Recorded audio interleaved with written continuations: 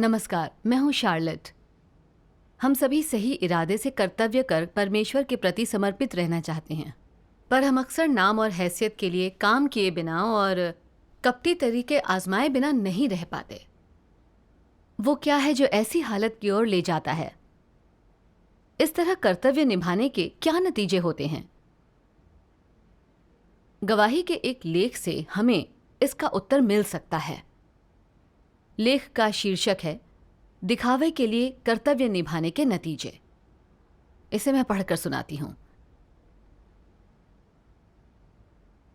2021 में मैं कई कलीसियाओं के काम की प्रभारी थी। वे सारी कलीसियाएं हाल ही में स्थापित की गई थीं और उनका सारा काम शुरुआती चरण में था। हमारी ऊपरी अगुआ काम निर्देशित करने के लिए आती थीं और समस्या होने पर समय से संगति करती थीं।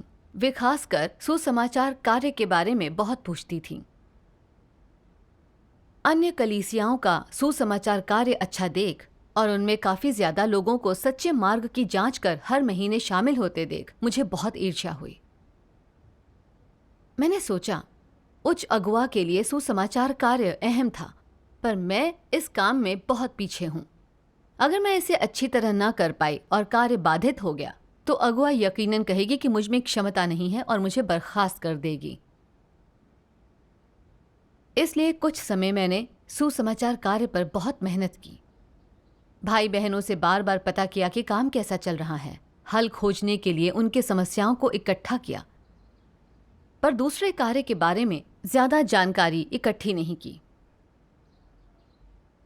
कुछ समय बाद हमें अपने सुसमाचार कार्य में बेहतर नतीजे मिलने लगे, लेकिन हमारे सिंचन कार्य की प्रभावशीलता कम होती गई। कठिनाइयों का सामना कर रहे या अपने पादरियों से परेशान कुछ नए विश्वासियों को समय पर सिंचन नहीं मिला, इसलिए उन्होंने सभाओं में आना बंद कर दिया। यह सब देख मैंने सोचा कि हमारे पास सिंचन कर्मियों की कमी है। कुछ नए विश्वासियों को प्रशिक्षित कर सिंचन कर्मी बनाना चाहिए। लेकिन फिर मुझे ख्याल आया कि इस समय ऊपरी अगुआ का ध्यान सुसमाचार कार्य पर लगा है और अन्य सभी कलीसियाएं इसमें बढ़िया काम कर रही हैं, और अगर मुझे अच्छे नतीजे नहीं मिले तो अगुआ ज़रूर सोचेगी कि मुझ में क्षमता की कमी है। मैंने सोचा मुझे अपनी ऊर्जा सुसमाचार कार्य पर लगानी चाहिए। इसके मद्देनज़र मैंने नवागतों को विकसित करने पर ज़्यादा विचार नहीं किया।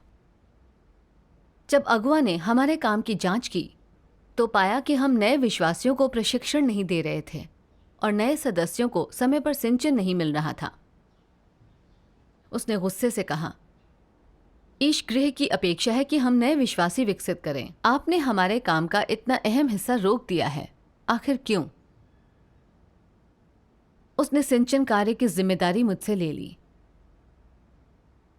मैं कुछ भ्रमित थी, पर मैंने सोचा कि इसका प्रभारी ना होना ठीक है। कलीसिया का बहुत काम है और मैं सब नहीं कर सकती। सिर्फ सुसमाचार कार्य की जिम्मेदारी होगी तो मैं उसे अच्छी तरह कर सकूंगी। मुझे अपने अंदर की समस्या की कोई जानकारी नहीं थी। अगले दिन अपने भक्ति कार्य में मुझे एहसास हुआ कि नवागतों के सिंचन जैसी अहम चीज की जिम्मेदारी मुझसे ले लिए जाने में मेरे सीखने के लिए एक सबक होना चाहिए। मुझे इसकी रोशनी में आत्मचिंतन करना चाहिए। मैंने अपने दिल में परमेश्वर से प्रार्थना की कि वो मुझे प्रबुद्ध कर मेरा मार्गदर्शन करे। प्रार्थना करके मुझे एहसास हुआ कि मैं उस काम पर ध्यान लगा रही थी जिसकी अगुआ जांच कर रही थी। अगर अगुआ जिक्र ना करती तो मेरी जिम्मेदारी के क्षेत्र में कोई समस्या आने पर भी मैं ध्यान न देती। क्या मैं सिर्फ दिखावा नहीं कर रही थी? बाद में मुझे परमेश्वर के कुछ प्रासंगिक वचन मिले। सर्वशक्तिमान परमेश्वर कहते हैं, कुछ कलीसियाएं सुसमाचार के कार्य का प्रसार करने में खास तौर से धीमी हैं, और ऐसा केवल नकली अगुवाओं के अपने कर्तव्यों में असावधान रहने और बहुत ज्यादा गलतियां करने के कारण है। काम की विभिन्न मदों को अंजाम देते हुए वास्तव में कई समस्याएं, व्यतिक्रम और चूकें होती हैं जिन्हें नकली अगुवाओं को हल करना चाहिए, सुधारना चाहिए और ठीक करना चाहिए। लेकिन चूंकि उनमें कोई दायित्व बोध नहीं होता, चूंकि वे केवल एक सरकारी अधिकारी की भूमिका निभा सकते हैं और वास्तविक कार्य नहीं करते, जिसके परिणाम स्वरूप वे एक विनाशकारी समस्या का कारण बन जाते हैं। कुछ कलीसियाओं के सदस्यों में एकता नहीं रहती और वे एक दूसरे को नीचा दिखाते हैं, एक दूसरे के प्रति शंकालु और चौकन्ने हो जाते हैं।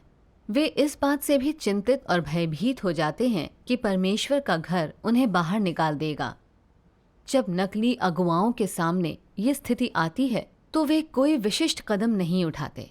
नकली अगुवाओं को इससे थोड़ी सी भी पीड़ा नहीं होती कि उनका कार्य लकवे की हालत में पड़ा है।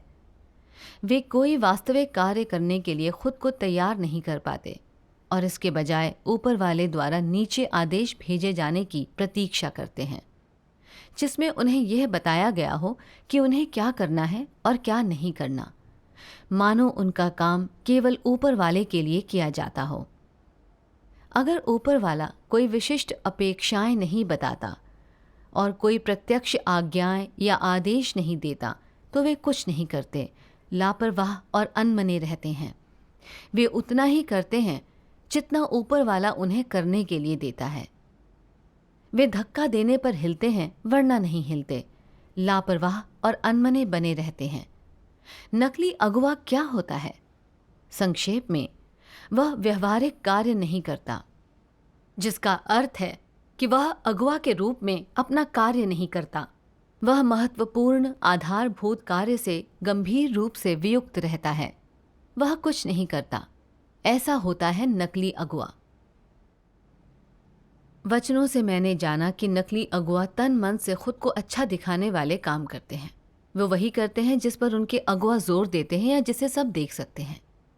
अगर अगुवा कुछ आदेश नहीं देता तो भले ही वो काम ठीक से ना हो रहा हो, वे आंखें मूंद लेते हैं या उसे जैसे तैसे निपटाते हैं।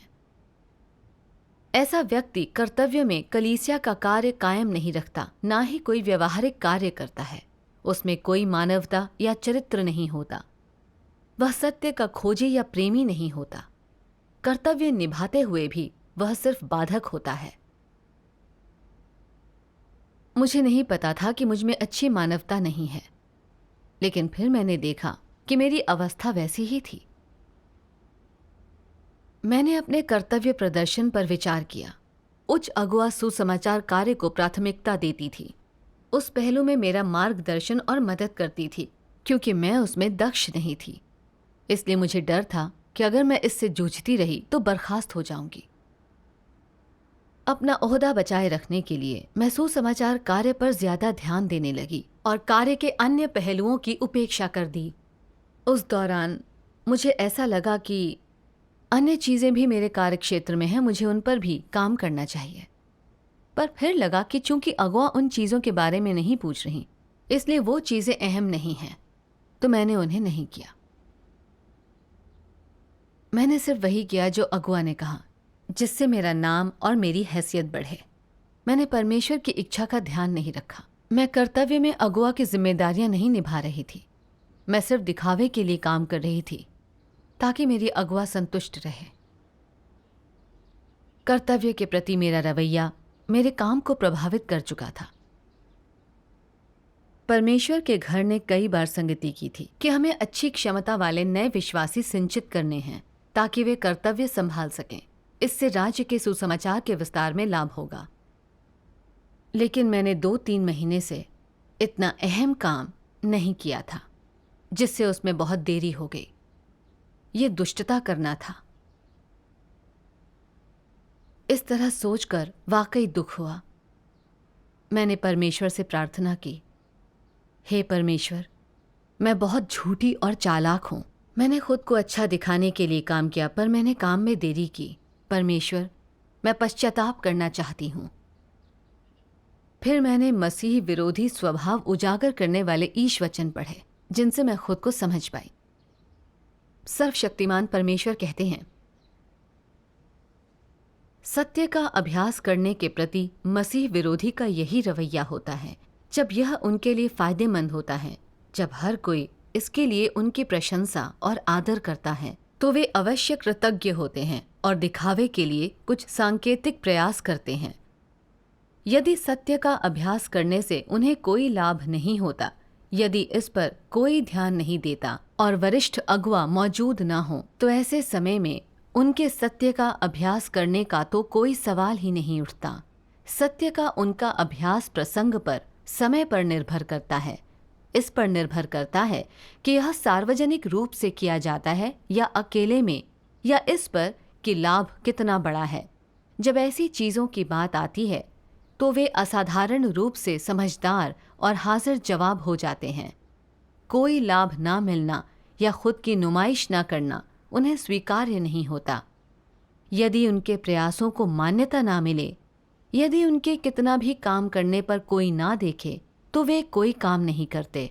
यदि सीधे परमेश्वर के घर ने उनके लिए किसी कार्य की व्यवस्था की है और उनके पास उसे करने के अलावा कोई विकल्प नहीं है, तो भी वे इस बात पर विचार करते हैं कि इससे उनकी हैसियत और प्रतिष्ठा को लाभ होगा या नहीं। यदि यह उनकी हैसियत के लिए अच्छा है और उनकी प्रतिष्ठा बढ़ सकती है, तो वे उस काम में अपना सब कुछ लगा देते हैं और अच्छा काम करते हैं। उन्हें लगता है कि वे एक तीर से दो निशाने लगा रहे हैं। यदि उससे उनकी हैसियत या प्रतिष्ठा को कोई लाभ नहीं होता, उसे खराब ढंग से करने पर उनकी साख को बट्टा लग सकता है, तो वो उससे छुटकारा पाने का कोई तरीका या बहाना सोच लेते हैं। वे चाहे कोई भी काम कर रहे हों, हमेशा एक ही सिद्धांत पर टिके रहते हैं, उन्हें कुछ लाभ प्राप्त होना चाहिए। मसीह विरोधी ऐसा काम सबसे ज़्यादा पसंद करते हैं जिसके लिए उन्हें कोई कीमत ना देनी हो, उन्हें कष्ट ना उठाना पड़े या कोई मूल्य ना चुकाना पड़े और उससे उनकी प्रतिष्ठा और रुतबे को लाभ होता हो। संक्षेप में, मसीह विरोधी चाहे कोई भी कार्य कर रहे हों, वे पहले अपना हित देखते हैं। वे तभी कार्य करते हैं जब वे हर चीज़ पर अच्छी तरह सोच विचार कर लेते हैं। वे बिना समझौते के सच्चाई से, ईमानदारी से और पूरी तरह से सत्य का पालन नहीं करते, बल्कि वे चुन चुन कर अपनी शर्तों पर ऐसा करते हैं। यह कौन सी शर्त होती है? शर्त है कि उनका रुतबा और प्रतिष्ठा सुरक्षित रहे, उन्हें कोई नुकसान ना हो।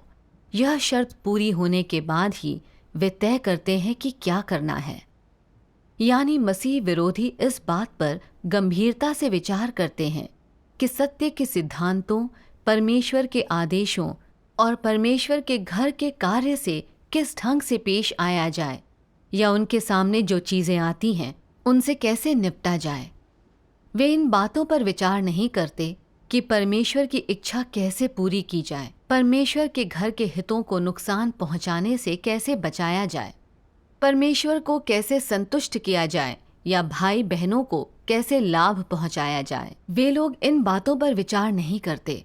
मसीह विरोधी किस बात पर विचार करते हैं? वे सोचते हैं कि कहीं उनके अपने रुतबे और प्रतिष्ठा पर तो आंच नहीं आएगी, कहीं उनकी प्रतिष्ठा तो कम नहीं हो जाएगी। अगर सत्य के सिद्धांतों के अनुसार कुछ करने से कलीसिया के काम और भाई बहनों को लाभ पहुंचता है, लेकिन इससे उनकी अपनी प्रतिष्ठा को नुकसान होता है और लोगों को उनके वास्तविक कद का एहसास हो जाता है और पता चल जाता है कि उनकी प्रकृति और सार कैसा है, तो वे निश्चित रूप से सत्य के सिद्धांतों के अनुसार कार्य नहीं करेंगे। यदि व्यवहारिक काम करने से और ज़्यादा लोग उनके बारे में अच्छी राय बना लेते हैं, उनका सम्मान और प्रशंसा करते हैं, या उनकी बातों में अधिकार आ जाता है जिससे और अधिक लोग उनके प्रति समर्पित हो जाते हैं, तो फिर वे काम को उस प्रकार करना चाहेंगे। अन्यथा वे परमेश्वर के घर या भाई बहनों के हितों पर ध्यान देने के लिए अपने हितों की अवहेलना करने का चुनाव कभी नहीं करेंगे। यह मसीह विरोधी की प्रकृति और सार है। क्या यह स्वार्थ और नीचता नहीं है? मसीह विरोधी चालाक किस्म के होते हैं, है ना? वे जो कुछ भी करते हैं उसकी 8-10 बार या उससे भी अधिक बार गुप्त योजना बनाते और हिसाब किताब करते हैं। वे सोचते रहते हैं कि कैसे भीड़ में अपनी स्थिति को अधिक मजबूत बनाया जाए, कैसे और अधिक प्रतिष्ठा और ज़्यादा सम्मान प्राप्त किया जाए, कैसे उच्च की कृपा हासिल की जाए, भाई बहनों का समर्थन, प्रेम और सम्मान कैसे पाया जाए, और वे इन परिणामों को प्राप्त करने के लिए कुछ भी करने को तत्पर रहते हैं। वे किस मार्ग पर चल रहे हैं? उनके लिए परमेश्वर के घर के हित, कलीसिया के हित और परमेश्वर के घर का कार्य कोई मायने नहीं रखता। उनसे जुड़ी चीज़ों की तो उन्हें और भी चिंता नहीं होती। वे क्या सोचते हैं? इन बातों का मुझसे कोई लेना देना नहीं है। हर आदमी अपनी सोचे और बाकियों को शैतान ले जाए। लोगों को अपने लिए, अपनी प्रतिष्ठा और हैसियत के लिए जीना चाहिए। यही सर्वोच्च लक्ष्य होता है। अगर कोई नहीं जानता कि उसे अपने लिए जीना और अपनी रक्षा करनी चाहिए, तो वो मूर्ख है। अगर मुझे सत्य के सिद्धांतों के अनुसार अभ्यास करने, परमेश्वर और उसके घर की व्यवस्था के प्रति समर्पित होने को कहा जाए, तो यह इस पर निर्भर करेगा कि इससे मेरा हित सधेगा या नहीं, और क्या ऐसा करने का कोई लाभ होगा। यदि परमेश्वर के घर की व्यवस्थाओं के प्रति समर्पण ना करने से मुझे बाहर निकाल दिए जाने का और आशीष प्राप्त करने का अवसर खोने का डर है, तो मैं समर्पण कर दूंगा।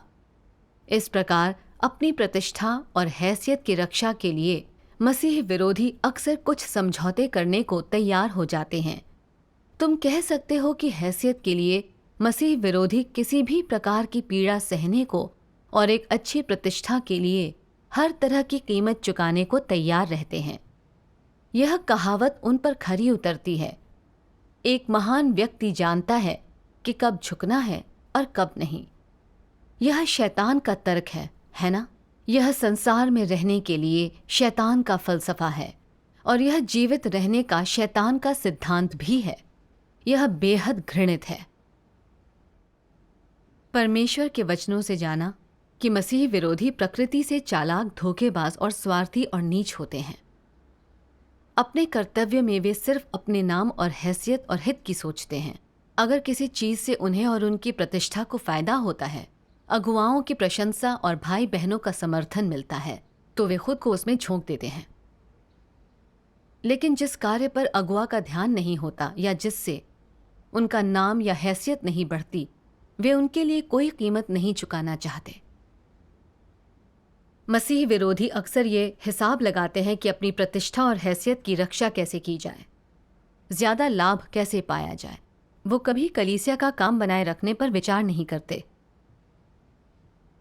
अपने किए पर विचार करके मैंने पाया कि मेरा स्वभाव मसीह विरोधी जैसा ही था। कर्तव्य में मैंने नहीं सोचा कि कलीसिया के काम को किससे लाभ होगा, ना ही मैं उसका कार्य कायम रख रही थी। मैं बस ये हिसाब लगा रही थी कि मेरे अगुआ पर किस चीज़ का अच्छा प्रभाव पड़ेगा, कैसे उसका मनचाहा काम कर उसे अपनी कमियां देखने से रोकना है ताकि मेरा ओहदा बचा रह सके। अगुआ को सुसमाचार कार्य के बारे में बहुत पूछते देख मुझे लगा कि यह उसके लिए अहम है, तो अपना ओहदा बचाने के लिए मैंने सुसमाचार कार्य पर ध्यान दिया, उसी पर काम कर उससे जुड़े मुद्दे हल किए। जब मैंने देखा कि अगुआ का ध्यान सिंचन कार्य पर नहीं था, तो काम का वह पहलू नज़रअंदाज किया। लगा कि उस पर समय दिया तो भी अगुआ की प्रशंसा नहीं मिलेगी। मैं जानती थी कि हमारे पास सिंचन कर्मियों की कमी है। नए विश्वासियों का समय पर सिंचन न करने के दुष्परिणाम सामने आ चुके थे। फिर भी मैंने ध्यान नहीं दिया, अपनी नाक के नीचे सिंचन कार्य को प्रभावित होने दिया। मैं अपने कर्तव्य में अक्सर व्यस्त दिखती थी और अगुआ का कहा करने के लिए दौड़ पड़ती थी, पर असल में मैं झूठी छवि से लोगों और परमेश्वर को धोखा देते हुए अपना कारोबार चला रही थी। मैं स्वार्थी, धूर्त और चालबाज थी। इतना अहम काम था, लेकिन मैं हर मोड़ पर अपने हितों के बारे में सोचती और हिसाब लगाती थी। मैंने अपने कर्तव्यों को नाम और हैसियत पाने की सीढ़ी समझा। मैं तो मसीह विरोधी रास्ते पर थी। मैंने जो किया वो परमेश्वर के लिए घृणास्पद था। यह समझते ही मैं समझ गई कि मैं कलीसिया के काम के लिए बाधक हूं और मुझे बर्खास्त करना ज्यादती नहीं होगी। मैं बहुत स्वार्थी, चालाक और गैर जिम्मेदार थी। मैं इतने अहम काम के योग्य नहीं थी। मुझे अपराध बोध और खेद हुआ। लगा कि मैं परमेश्वर की ऋणी हूं। मैंने दिल में परमेश्वर से प्रार्थना की कि अगर मुझसे अगुआ कुछ पूछे या ना पूछे, अगर कोई काम मेरे कार्य क्षेत्र में है तो अपना सब कुछ झोंक कर अपने अपराधों की भरपाई करूंगी। मुझे आश्चर्य हुआ कि पश्चाताप करने के लिए तैयार होते ही अगुआ ने मुझे फिर से सिंचन कार्य संभालने के लिए कहा। उस पल मैं बहुत भावुक हो गई। मैंने सोचा, मुझे ये कर्तव्य पूरी तरह संजोना है, फिर कभी नाम और हैसियत के बारे में नहीं सोचना। उसके बाद मैंने खुद को अपने काम में झोंक दिया। मैंने स्वयं द्वारा उपेक्षित कार्यों की प्राथमिकता तय कर उनके बारे में सीखा और उन पर काम किया। समस्याओं का व्यवहारिक हल खोजा। इस तरह काम करके मुझे बहुत अच्छा लगा। कुछ दिनों बाद मुझे सफाई कार्य करने का आदेश दिया गया। मैंने सोचा कि मैं तो सुसमाचार और सिंचन कार्यों के लिए जिम्मेदार हूं, वे अहम हैं। सफाई कार्य की प्राथमिक जिम्मेदारी मेरी नहीं। मुझे लगा मेरी साथी इसका ख्याल रख सकती है, इसीलिए मैंने इसे प्राथमिकता नहीं दी। मैंने अपनी साथी के साथ चर्चा की कि वह काम कैसे करना है और उसे उसके जिम्मे छोड़ दिया। मैंने कभी उससे काम की प्रगति या मुश्किलों के बारे में नहीं पूछा। जब एक सभा में अगुआ ने सफाई कार्य के बारे में पूछा तो मैं हैरान रह गई। वो एक अन्य कलीसिया के बारे में पूछ रही थी, जानना चाहती थी कि उन्होंने किन्हें हटाया है, उन लोगों ने कैसा व्यवहार किया है, उन्हें उस काम में कोई कठिनाई तो नहीं हुई या कोई चीज अस्पष्ट तो नहीं थी। मैं बहुत घबरा गई क्योंकि मैं सफाई कार्य नहीं देख रही थी। मैं कुछ नहीं जानती थी। अगर मुझे कुछ ना पता होता तो अगुआ कहती कि मैं व्यवहारिक काम नहीं करती। अगर मुझे बर्खास्त कर दिया गया तो क्या होगा? उस समय दिमाग में यही घूम रहा था कि सभा खत्म होते ही परियोजना की प्रगति के बारे में पता लगाना, निकाले गए लोगों की संख्या पता करना, देखना कि मैं किन के बारे में अनिश्चित हूं और तुरंत निर्णय लेना कि क्या उन्हें हटाया जाना चाहिए, ताकि अगुआ इसकी जांच करें तो मैं एक बुनियादी जवाब दे पाऊं। इस तरह वो सोचेगी कि मैं कुछ असली काम करने में सक्षम हूं। जब सभा समाप्त हुई तो आधी रात हो चुकी थी। मैं अभी भी अपनी साथी से उसके बारे में पूछना चाहती थी। उससे संपर्क करने की तैयारी करते समय मुझे बुरा महसूस हुआ। क्या मैं दोबारा सिर्फ दिखावे के लिए काम नहीं कर रही थी? यह तो बस बेमन से काम करना था। अगर हमने गलत निर्णय लेकर किसी सही व्यक्ति को हटा दिया तो क्या ये भाई बहनों के प्रति गैर जिम्मेदारी नहीं होगी? अगर मैंने जांचे परखे बिना हड़बड़ी में निर्णय लिया और गलत व्यक्ति को हटा दिया तो यह काम में गैर जिम्मेदारी ही नहीं बल्कि भाई बहनों के लिए हानिकारक भी होगा। इस ख्याल से मुझे ठंड में भी पसीना आ गया। मैंने चुपचाप प्रार्थना की, परमेश्वर, मैं फिर से दिखावे के लिए काम करने लगी हूँ। मैं सफाई कार्य की जानकारी लेने की जल्दी में हूँ। ये तुम्हारी इच्छा का ध्यान रखने और कर्तव्य अच्छे से निभाने के लिए नहीं बल्कि मेरी प्रतिष्ठा और पद के लिए है। मैं फिर तुम्हारे साथ खिलवाड़ कर तुम्हें धोखा दे रही हूँ। परमेश्वर, मैं कर्तव्य में जरा भी ईमानदार नहीं हूँ, सिर्फ अच्छा दिखने के लिए काम कर रही हूँ। ये सब तुम्हारे लिए घृणास्पद है। हे परमेश्वर, मैं आत्मचिंतन कर तुम्हारे सामने पश्चाताप करना चाहती हूँ। तभी परमेश्वर के वचनों का हाल ही में पढ़ा हुआ एक अंश ध्यान में आया। सर्वशक्तिमान परमेश्वर कहते हैं, अगर तुम एक अगुआ हो तो चाहे तुम कितनी भी परियोजनाओं के लिए जिम्मेदार हो, यह तुम्हारी जिम्मेदारी है कि तुम लगातार इसमें शामिल रहो और प्रश्न पूछो और साथ ही चीज़ों की जांच भी करो और समस्याएं उत्पन्न होने पर उन्हें तुरंत हल करो। यह तुम्हारा कार्य है और इसलिए चाहे तुम कोई क्षेत्रीय अगुआ हो या जिला अगुआ, कलीसिया अगुआ या कोई टीम अगुआ या निरीक्षक, अपनी जिम्मेदारियों के दायरे का पता लगा लेने के बाद तुम्हें बार बार जांच करनी चाहिए कि क्या तुम इस कार्य में अपनी भूमिका निभा रहे हो। क्या तुमने वे जिम्मेदारियां पूरी की हैं जो एक अगुआ या कार्यकर्ता को पूरी करनी चाहिए? तुमने कौन सा कार्य नहीं किया है? कौन सा कार्य अच्छी तरह नहीं किया है? कौन सा काम तुम नहीं करना चाहते, कौन सा कार्य निष्फल रहा है और तुम किस कार्य के सिद्धांतों को समझने में असफल रहे हो। ये सभी वे चीज़ें हैं जिन पर तुम्हें अक्सर विचार करना चाहिए। साथ ही तुम्हें अन्य लोगों के साथ संगति करना और उनसे प्रश्न पूछना और परमेश्वर के वचनों और कार्य व्यवस्थाओं में कार्यान्वयन के लिए एक योजना, सिद्धांतों और मार्ग की पहचान करना सीखना चाहिए। कोई भी कार्य व्यवस्था, चाहे वह प्रशासन से संबंधित हो या मानव संसाधन से या कलीसिया के जीवन से या किसी प्रकार के विशेष कार्य से, अगर वो अगुवाओं और कार्यकर्ताओं की जिम्मेदारियों को छूती है, अगर वो ऐसी जिम्मेदारी है जिसे तुम्हें पूरा करना है और जो तुम्हारी जिम्मेदारियों के दायरे में आती है, तो तुम्हें उस पर ध्यान देना चाहिए। स्वाभाविक रूप से स्थितियों के अनुसार प्राथमिकताएं तय की जानी चाहिए ताकि कोई परियोजना पीछे न रह जाए। परमेश्वर के वचन बहुत स्पष्ट हैं। कलीसिया के कार्य के लिए जिम्मेदार अगुवा के तौर पर चाहे हम कितनी भी परियोजनाओं की देखरेख करें, हमें उनकी प्राथमिकता तय कर उनकी जांच करनी होगी ताकि हर परियोजना अपेक्षित रूप में आगे बढ़े। अगुवा को यही करना चाहिए। असली कार्य करने का यही तरीका है। पर मुझे लगता था कि अगर मैं प्रत्यक्ष परिणाम वाला अहम काम पूरा कर पाऊं या उसे जिस पर अगुवा का ध्यान है, तो यही व्यवहारिक कार्य करना है।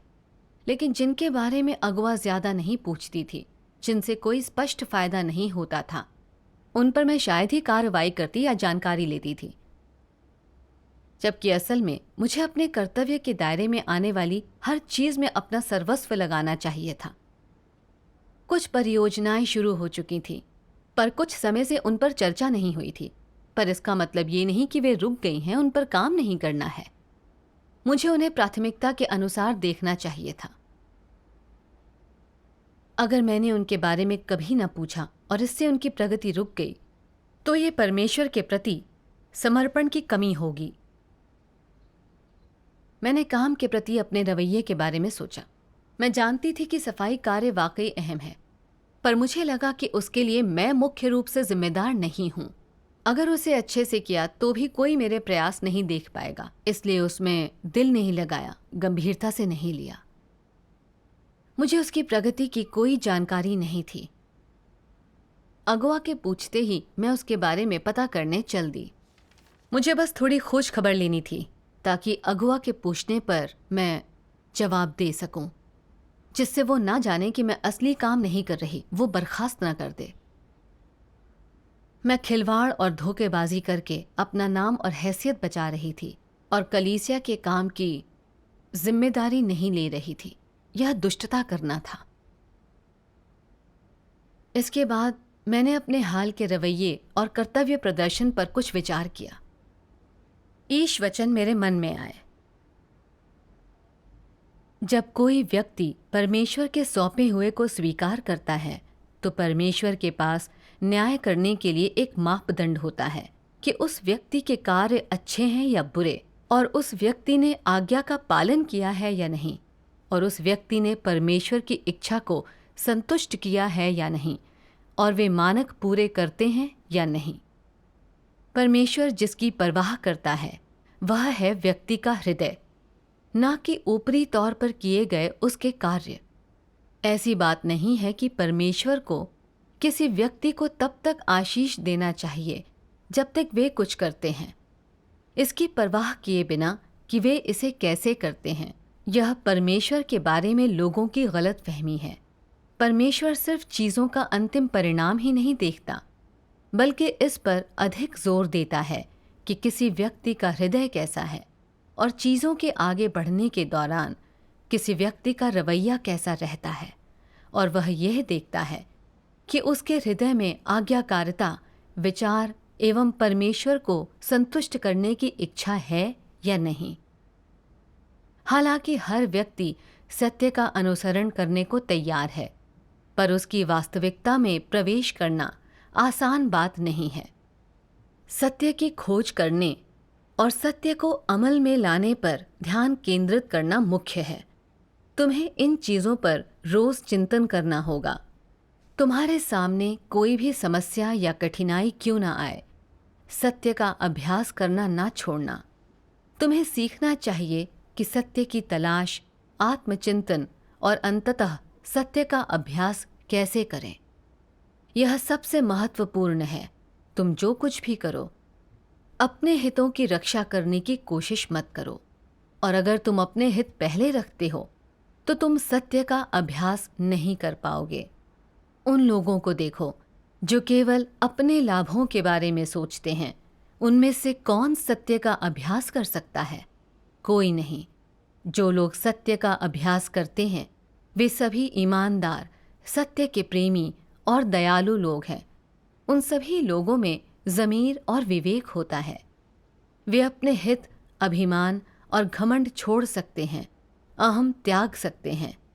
ये वो लोग हैं जो सत्य अमल में ला सकते हैं। जो लोग सत्य से प्रेम करते हैं वे उन लोगों से भिन्न मार्ग पर चलते हैं जो सत्य से प्रेम नहीं करते। जो लोग सत्य से प्रेम नहीं करते वे हमेशा शैतान के फलसफों के अनुसार जीने पर ध्यान केंद्रित करते हैं। वे केवल अच्छे व्यवहार और पवित्रता के बाहरी प्रदर्शन से संतुष्ट रहते हैं, पर उनके दिलों में अभी भी निरंकुश इच्छाएं और लालसाएं होती हैं, और वे अभी भी हैसियत और प्रतिष्ठा के पीछे दौड़ते हैं, अभी भी आशीष पाना और राज्य में प्रवेश करना चाहते हैं। पर चूंकि वे सत्य का अनुसरण नहीं करते और अपने भ्रष्ट स्वभाव दूर करने में असमर्थ रहते हैं, इसीलिए वे हमेशा शैतान की शक्ति के अधीन रहते हैं। सभी चीज़ों में सत्य से प्रेम करने वाला हर व्यक्ति सत्य की खोज करता है, आत्मचिंतन करता है, खुद को जानने का प्रयास करता है और सत्य का अभ्यास करने पर ध्यान केंद्रित करता है, और उसके हृदय में हमेशा परमेश्वर की आज्ञाकारिता और परमेश्वर का भय रहता है। अगर परमेश्वर के बारे में कोई धारणा या गलतफहमी पैदा होती है तो वह तुरंत परमेश्वर से प्रार्थना करता है और उसका समाधान करने के लिए सत्य की तलाश करता है। वह अपना कर्तव्य अच्छी तरह से निभाने पर ध्यान केंद्रित करता है ताकि परमेश्वर की इच्छा पूरी हो। वह सत्य की दिशा में प्रयत्नशील रहता है, परमेश्वर के ज्ञान की खोज करता है और अपने मन में उसका भय मानते हुए सभी दुष्कर्मों से दूर रहता है। यह ऐसा व्यक्ति है जो हमेशा परमेश्वर के सामने रहता है। मैंने सिर्फ अच्छा दिखाने वाली चीज़ें की, हमेशा अपना ओहदा सुरक्षित रखने के बारे में सोचा। मुझे लगा यह मेरी चतुराई है, पर असल में मूर्खता थी। परमेश्वर के वचन एकदम स्पष्ट हैं। परमेश्वर कर्तव्य में व्यक्ति का दिल देखता है। वह देखता है कि कर्तव्य के प्रति अपने रवैये में क्या व्यक्ति उसकी इच्छा का ध्यान रखता है, ना कि वह कितना काम करता है या उसे कितने लोग सराहते हैं। साथ ही कलीसिया में लोगों को बर्खास्त करने के लिए सिद्धांत है। कोई इसलिए बर्खास्त नहीं होता कि उसने कुछ समय अच्छे से काम नहीं किया। अगर उसके इरादे अच्छे हैं और वह कलीसिया का काम बनाए रख पाता है, अगर वह सिर्फ अनुभव की कमी के कारण कुछ गलतियां कर देता है तो परमेश्वर का घर उनकी मदद करेगा। अगर वो क्षमता की कमी के कारण काम ना संभाल पाए तो कलीसिया उसके लिए किसी और कर्तव्य की व्यवस्था करेगी। कुल मिलाकर कुंजी इरादे अच्छे होना है। अगर मंशा गलत है या परमेश्वर की इच्छा का न रखा, अगर तुम सिर्फ नाम और हैसियत के पीछे दौड़ते हो, तिकड़म और कपट करते हो ताकि अगवा तुम्हें महत्व दे, तो ऐसा लग सकता है कि तुम काम कर रहे हो, कष्ट उठाने में सक्षम हो, लेकिन तुम्हारे इरादे गलत हैं। तुम सब कुछ अपने लिए कर रहे हो। इस कर्तव्य को परमेश्वर की मंजूरी नहीं मिलेगी। मैं जानती थी कि सफाई कार्य परमेश्वर के घर के लिए अहम परियोजना है। अपने सहकर्मियों की प्रगति समझना मेरे काम का हिस्सा था। मुझे सिद्धांत के अनुसार अपना कर्तव्य निभाना चाहिए था। फिर मैं अपने सहकर्मियों से सफाई कार्य के बारे में बात करने गई और पूछा कि उन्हें कोई कठिनाई तो नहीं। फिर मैंने कर्मियों की मदद करने के लिए व्यवहारिक काम किया। हमने वे लोग निकाल दिए जो सफाई की शर्तों के अनुरूप थे। ऐसा करके मैंने वाकई सहज महसूस किया। इन सभी अनुभवों से मैंने बहुत कुछ हासिल किया। मैं सोचती थी अगुआ जिस काम को प्राथमिकता देता है उसे करना ही व्यवहारिक काम करना है। लेकिन इन अनुभवों से मैंने देखा कि अगर मेरे इरादे सही नहीं हैं और मैं नाम या अगुआ की संतुष्टि के लिए कर्तव्य निभाती हूँ, तो ये दिखावे के लिए काम करना है, कर्तव्य निभाना नहीं। इसे परमेश्वर कभी मंजूर नहीं करेगा। कर्तव्य करने में परमेश्वर हमारे दिलों की परवाह करता है। कर्तव्य के प्रति हमारा रवैया देखता है कि क्या हम कलीसिया का कार्य बनाए रखते हैं, सत्य को अमल में लाकर उसके वचनों के अनुसार जी सकते हैं। यही सबसे अहम है। परमेश्वर के मार्गदर्शन द्वारा मैं इसे पूरी तरह समझ पाई। परमेश्वर का धन्यवाद। गवाही के आज के लेख में बस इतना ही। देखने के लिए धन्यवाद। अगली बार फिर मिलते हैं।